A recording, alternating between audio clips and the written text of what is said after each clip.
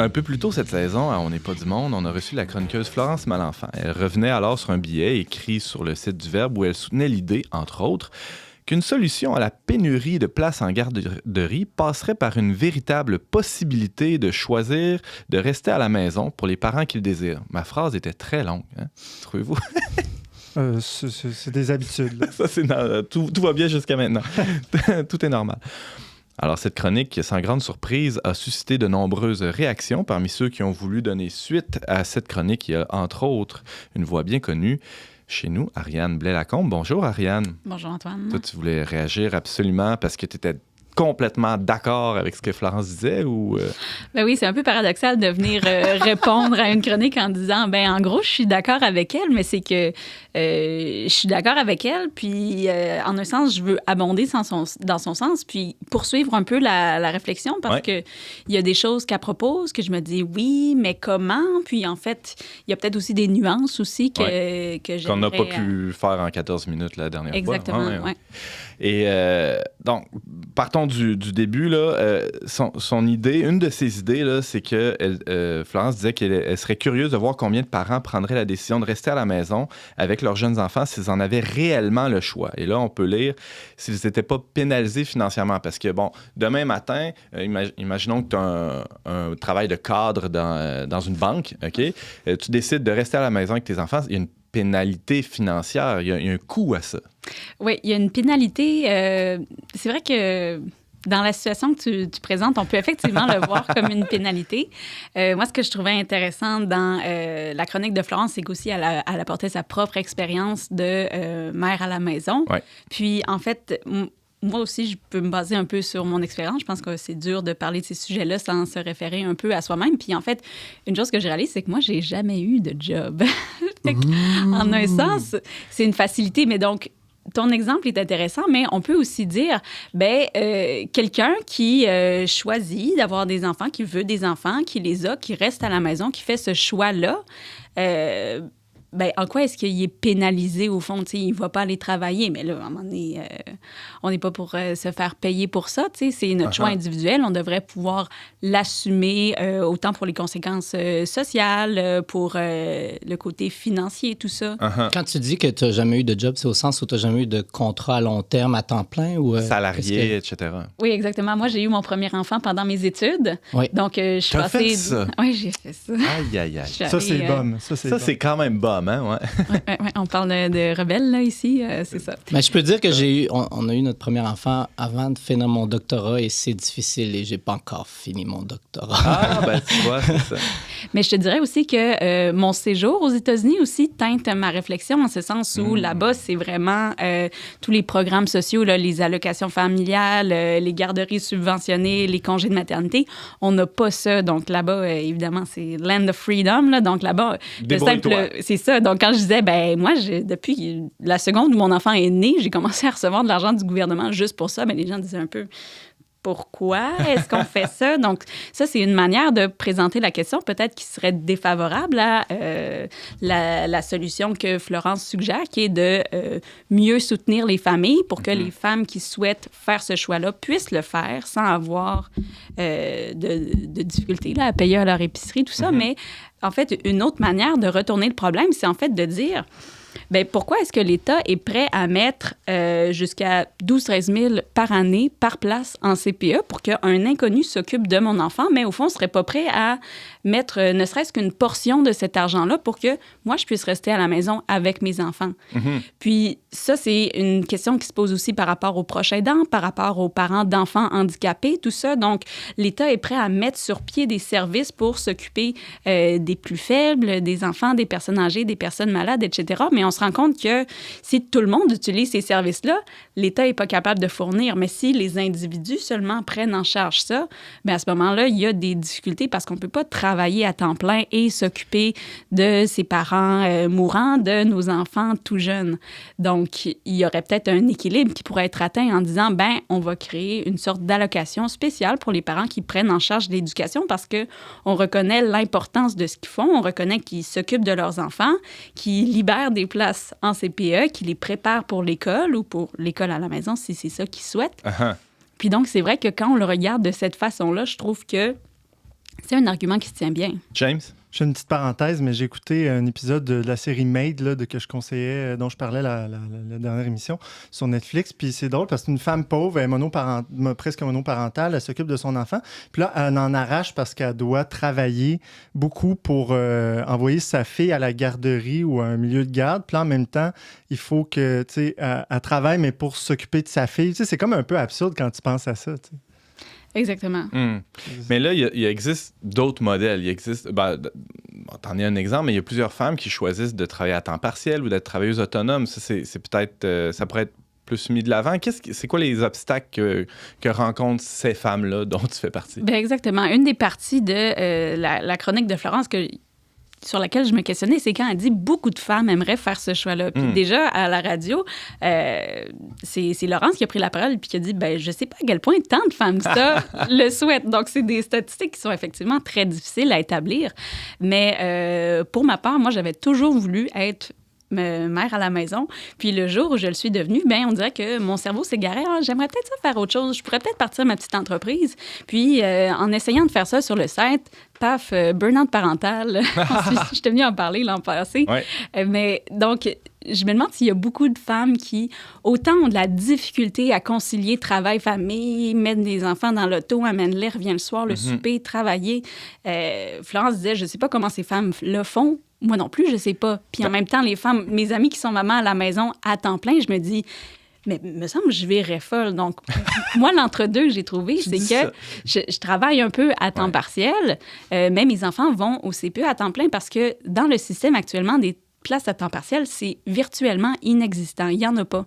Alors que pourtant, plein de familles se contenteraient très bien d'une place en CPE à temps partiel pour pouvoir travailler un peu, mais quand même être plus présent auprès de leur enfant. 2, 3, 4 jours par semaine ou seulement les avant-midi ou quelque chose de plus souple. Probablement que beaucoup de mamans à la maison auraient aussi besoin juste d'un petit répit, 1 ou 2 journées semaine. Ça existe dans le système des haltes garderies, des centres communautaires qui prennent ça en charge souvent, mais c'est assez rare. C'est ça que j'allais dire. Il y en a pratiquement puis pas. Alex? Par rapport au désir des femmes, on se demandait, mais est-ce qu'il y a tant de femmes qui le désirent ou difficile d'établir une statistique? Est-ce qu'il ne faut pas justement créer l'option pour que des femmes commencent à le désirer? L'offre et la demande. C'est-à-dire que, un peu comme toi, tu te demandes comment une femme fait pour travailler à temps plein. Puis moi, je me dis, des femmes qui travaillent à temps plein doivent se demander comment toi tu fais. Donc, souvent, il faut le vivre ou avoir l'option de pouvoir le choisir pour se rendre compte que peut-être que finalement, j'aimerais ça, cette option-là. Et moi, j'aime juste l'idée que d'un bord comme de l'autre, personne soit, si on veut... je cherche le mot, là, mais se sentent coupables de pouvoir juste prendre le choix qu'ils souhaitent prendre par rapport à sa famille, sa carrière. Il faut que ce soit valorisé. Exactement. Il y a encore beaucoup de travail à ça. Puis, par rapport au temps partiel, si on fait un petit calcul mathématique tout simple, si on dit on prend, 5000 places, puis on les transforme à temps partiel, c'est 10 000 familles qu'on vient de satisfaire parce qu'on vient de dédoubler le nombre. Donc, je suis désolée, je ne sais pas l'ordre de grandeur des places qui sont annoncées, qui souhaitent être créées, tout ça, mais si on en prend ne serait-ce qu'une portion pour que ça soit plus commun, je sais que c'est un poids supplémentaire pour les CPE d'avoir pour d'un point de vue administratif, c'est plus complexe. Ça te prend le double de documents, le double de, en cas de COVID, contacter le monde, je sais pas, des choses comme ça, mais reste que je pense que ça répondrait à un réel besoin, autant pour les femmes qui veulent travailler un peu que pour les mamans qui veulent rester à la maison, mais pas trop. Mais par rapport à ta question, pourquoi le gouvernement n'investit pas dans différentes formes, disons, donc, par exemple, soutenir des mamans qui voudraient garder leur enfant à la maison. Est-ce qu'au fond, peut-être que le gouvernement voit le fait d'investir dans les garderies et donc de permettre à des mères de retourner au travail un moteur économique? Alors que si peut-être qu'ils ne voient pas l'avantage économique de permettre à des mères d'être à la maison, alors qu'on pourrait aussi considérer ça comme une forme de salaire, en fait. Bien, exactement. Tu soulèves un bon point. Puis, en fait, c'est une certaine alliance entre un certain discours féminisme et le néolibéralisme, donc qui donne l'impression que les femmes vont se libérer par le travail. C'est important que les femmes travaillent. En fait, encore beaucoup aujourd'hui, rester à la maison, c'est vu comme « Ah, t'es sûre c'est vraiment ça que tu veux, au fond, ou est-ce que c'est pas ton mari qui t'oblige, ou quoi que ce soit. Puis en fait, beaucoup la question aussi de, mais comment vous faites? Comment vous faites pour vous payer votre char neuf, votre grosse maison, vos voyages dans le Sud? Donc, le travail, en fait, le fait d'avoir 2 parents qui travaillent, beaucoup de gens vont argumenter que, pas beaucoup de gens, en fait, c'est faux, très peu de gens vont argumenter que finalement, c'est juste le féminisme qui s'est mis au service du néolibéralisme pour finalement pas tant que les couples font ça pour vraiment subvenir à leurs besoins et à ceux de leur famille, mais pour maintenir un rythme de vie basé sur de consommation. De surconsommation, maintenir un certain pouvoir d'achat dont on n'a finalement pas besoin si on ne se met pas à acheter toutes sortes de bébelles. C'est un peu ce qu'avance la sociologue Annie Cloutier. Je vois le livre « Aimer, materner, jubiler », qui est une sociologue féministe, mais quand même un peu à contre-courant. Là. Oui, c'est ça. Il faudrait dire d'un certain féminisme, je crois. James. Mais on parle beaucoup justement des mères qui restent à la maison, mais est-ce qu'il y a des gens qui remettent ça en question? Pourquoi c'est juste les mères? Pourquoi ce ne serait pas les pères? Est-ce qu'il y en a qui amènent cet argument-là? Cet argument-là peut être amené, mais la plupart des gens, je pense, disent un père pourrait très bien être à la maison. Ça ne règle pas la question de toute manière. Là, des places en garderie. C'est ça.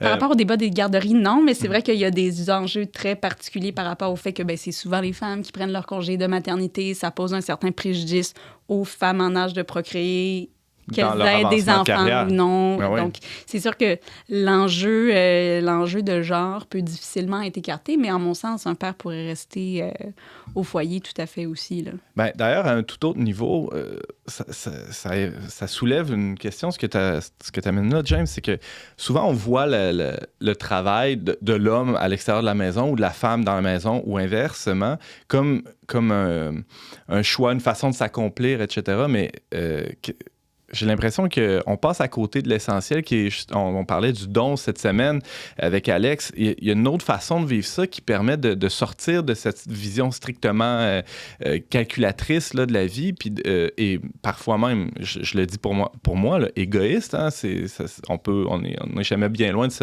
ce risque-là. C'est comme si, au fond, la femme qui voyait l'homme aller travailler pourrait dire « Ah, lui s'accomplit, moi je m'accomplis pas », alors que c'est faux. Ouais, c'est ça, on verse facilement dans la vie. Mais moi, je connais des femmes qui sont à la maison et qui sont pas si heureuses que ça d'être à la maison, et d'autres qui sont au travail et qui sont pas si heureuses que ça. Dans le fond, c'est plus dans la manière de vivre les choses que dans le choix ou même à temps partiel. Tous les cas de figure sont possibles. C'est plus dans la façon qu'on rentre dans ce don-là, dans ce don de soi-là pour notre famille, pour nos enfants. Qu'est-ce que tu en penses? Non, tout à fait. Moi aussi, j'écoutais Alex, justement, puis ça me rappelait des réflexions que j'avais eues aussi par rapport à la question de est-ce que l'État doit dédommager, si on veut, ou encourager les femmes financièrement? En fait, une question que je me disais, c'est finalement, c'est quoi la valeur de mon don si je suis payée pour le faire? Mais en parlant avec une amie qui a aussi des enfants, on s'était dit que même une compensation financière du gouvernement, ça enlèverait, ça égalerait pas là, la grandeur du don qui est de s'occuper de ses enfants à longueur de journée et à longueur de nuit. Les gars, vous pensez quoi de ça? Mais sur ta réflexion par rapport à l'attitude à avoir, je pense qu'en effet, l'importance de voir... Il y a toute la question de l'accomplissement, qu'est-ce qui me rend heureux, qu'est-ce qui...